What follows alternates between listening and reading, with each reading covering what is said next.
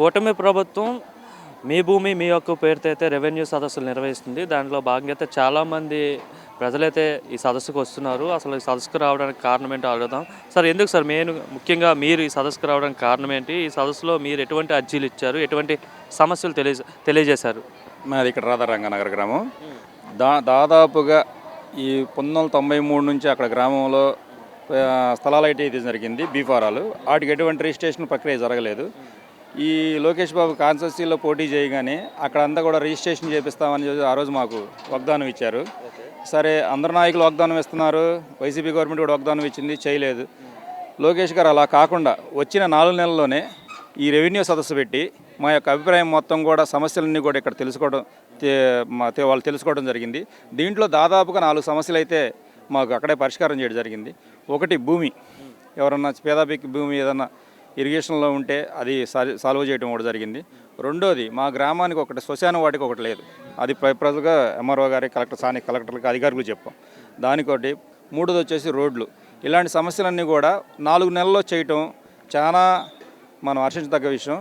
ఈ గవర్నమెంట్ రాగానే ఇలా జరిగిందని లోకేష్ బాబు గారి మీద ప్రతి ఒక్కళ్ళ నమ్మకం పెట్టుకున్నందుకు, ఈ యొక్క కార్యక్రమం చేపట్టినందుకు కూడా ప్రజలందరూ కూడా చాలా ఆనందపరిచారు. దాదాపుగా 250 అప్లికేషన్లు ఇవ్వడం జరిగింది ఈరోజు పేదలు. తమ యొక్క ఇల్లు కానీ ఈ సమస్యలు కానీ దాంట్లో దాదాపుగా దగ్గర 75 పరిష్కారం ఎక్కడ అయిపోయినాయి. ఇంక మిగిలినవన్నీ కూడా తొందరలో మాకు 15 రోజుల్లో ఇస్తామని ఒక అక్నాలెడ్జ్మెంట్ లెటర్ ఇవ్వడం కూడా జరిగింది. దీని మీద అందరికీ ఒక కూటమి ప్రభుత్వం మీద నమ్మకం అయితే పెరిగింది. తొందరలో అవుతాయని స్థానికంగా అందరూ హర్షించదగ్గారు. మాకు కూడా నమ్మకం ఉంది లోకేష్ గారు చేస్తారని. అంటే ఎలా అనిపిస్తుంది సార్? ఎందుకంటే మనం భూ సమస్యలు ఏదున్నా సరే, ల్యాండ్కి సంబంధించి ఎటువంటి సమస్యలు ఉన్నా సరే, మనం మండల కేంద్రంలో ఉన్న ఎంఆర్ఓ ఆఫీస్కి వెళ్ళి మన సమస్యలు తెలియజేయడం వాళ్ళకి కానీ వాళ్ళ వెంబడి నిత్యం తిరుగుతున్నాం, ఇట్లా జరుగుతుండేవి. అలా కాకుండా మొత్తం రెవెన్యూ యంత్రాంగం కలెక్టర్తో సహా ఏకంగా గ్రామాలకే పంపించి గ్రామాల్లో సదస్సు పెట్టి, అంటే ఉదయం నుండి సాయంత్రం వరకు మొత్తం ప్రజలకున్న సమస్యలు ఇక్కడ వాళ్ళు తెలియజేయడానికి అవకాశం కల్పించడానికి ఏ విధంగా చూస్తారు మీరు? అంతకుముందు ఎవరో చదువుకున్న వ్యక్తి మాత్రమే వెళ్ళి స్థానిక అధికారులను కలవడం జరిగింది. ఏ పేపర్ ఎక్కడ ఇవ్వాలి, ఎవరికి ఇస్తే మన పని అవుతుందనే తెలుస్తుంది. అలా కాకుండా ప్రతి ఒక్కళ్ళు వాళ్ళ యొక్క సమస్యని ప్రతి అధికారికి తెలియాలని లోకేష్ బాబు గారు ఈ కాన్సెప్ట్ పెడతాం. దానికి ఇలా చేయటం మాకు చాలా ఆనందంగా ఉంది. ప్రతి ఒక్కళ్ళు దీంట్లో లబ్ధి పొందుతారని నమ్మకం ఉంది. ఇలా చేయటం వల్లే ప్రతి ఒక్కళ్ళకి నమ్మకం కలిగి రేపొద్దున నాయకుడు మన సమస్యలు తీరుస్తారు, మన యొక్క ప్రయోజనం కలుగుద్ది అనే నమ్మకంతోనే అందరూ ముందడుగేస్తారు. దానికి నిదర్శనం నారా లోకేష్ బాబు గారని మేము క్లియర్ కట్గా చెప్పగలుగుతాం. గత ప్రభుత్వంలో చాలా వరకు భూ సమస్యలన్నీ కూడా నెరవేర్చేసాము, భూ సమస్యలన్నీ తీర్చేసాము.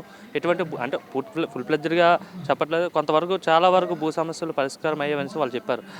గత ప్రభుత్వంలో ఏమీ జరగలేదా మీకు భూ సమస్యలు? 100% జరగలేదండి. ఎక్కడా కూడా తన బొమ్మ వేసుకొని తన రాళ్ళు వేయించుకున్నాడు తప్పితే కూడా సమస్యలు అంటే ఏం జరగలేదు. రూపాయి రిజిస్ట్రేషన్ అని ఒకటి చేశారు ప్రక్రియ, మీకు ఐడియా ఉండే ఉంటుంది. రూపాయి రిజిస్ట్రేషన్ ప్రక్రియ తీసుకొని కనీసం ఒక వెహికల్ స్కూటీ కొనుక్కుందామని ఫైనాన్స్ వాళ్ళ దగ్గర పోతే చెల్లుబాటు కాదు అండి అన్నారు. ఎందుకని? మరి గవర్నమెంట్ చేసిందే కదా, వాళ్ళు తీసుకొని రిజిస్ట్రేషన్ చేసిందే కదా, చెల్లుబాటు ఎందుకు అవ్వదు?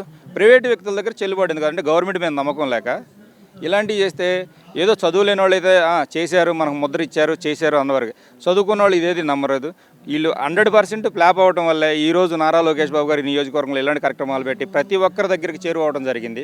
ఆయన ఈ సమస్యలన్నిటికీ కూడా ఇంత తొందరగా పరిష్కారం చూపిస్తారని ప్రజలు ఆ రోజు నమ్మకంతో ఓటేశారు. అది నిజం చేసి చూపించాడు. ఈరోజు ఎలా ఉంది ఓవరాల్గా కూటమి ప్రభుత్వం వచ్చి 6 నెలలు అవుతుంది కదండి, ఈ 6 నెలల పరిపాలన చూస్తే మీకు ఏమనిపిస్తుంది? బాగుందా, బాగోలేదా? సార్, అన్ని సమస్యలు అనేది ప్రతి ఒక్కళ్ళకు ఉన్నాయి. అన్ని సమస్యలు ఒకేసారి పరిష్కారం కావు. ఉన్నాటిల్లో కొంచెం పరిష్కరించారు. ఈలోపు ఇంకా ముందు మనం దాదాపు 4.5 ఏళ్ళ పాటు జర్నీ ఉంది. ఈ 4.5 ఏళ్ళలో మినిమం 2 సంవత్సరాల్లోనే ఇవన్నీ క్లియర్ చేయగలుగుతారని మా యొక్క నమ్మకం ఉంది.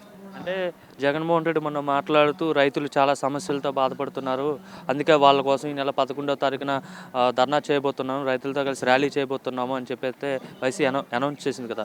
అంటే రైతులకు చాలా సమస్యలు ఉన్నాయని మరి వాళ్ళు చెప్తున్నారు, మీరేమంటారు? మరి సార్, ఏ ఒక్క రైతు కానీ, ఏ ఒక్క గ్రామం నుంచి ఏ ఒక్క వ్యక్తి కానీ వాళ్ళ సదస్సులకు కానీ వాళ్ళ ధర్నాలకు కానీ వెళ్ళరండి.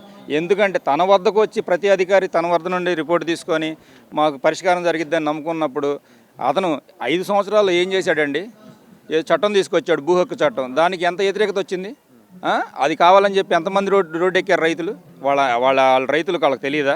ఇయ్యలేదో మేము అందరం తీసుకొచ్చి పెట్టాము, ఇలా జరుగుతుంది, మేము ధర్నాలు చేస్తాము. ఎవరికండి అన్యాయం జరిగింది? అన్యాయం జరిగితే వెళ్ళి ఆఫీసర్ల దగ్గర అడగరా? ఇవాళ ఇంతమంది వచ్చారు ఇక్కడ, ప్రతి ఒక్కళ్ళు కలెక్టర్ గారు, ఎంఆర్ఓ గారు, తదితర అధికారులు అందరూ వచ్చారు. వాళ్ళ దృష్టికి అందరూ వచ్చారుగా. మా ఊరు వచ్చి మా సమస్యలు తిరుగుతుంటే మేము రోడ్డు ఎక్కాల్సినంత అవసరం ఏముంది? ఎవరైతే నమ్మరండి జగన్మోహన్ రెడ్డి గారిని. కూటమి ప్రభుత్వం 4 నెలల్లో ఇంత చేసిందంటే ముందు ముందు చేస్తుందని మాకు నమ్మకం ఉంది. 100% చేస్తారు. నారా లోకేష్ గారు ఈ నియోజకవర్గంలో ఏ సమస్య లేకుండా తీరుస్తామన్న మాట ఇచ్చారు. అలాగే కట్టుబడి ఉన్నారు ఆయన. అలాగే చేస్తారు.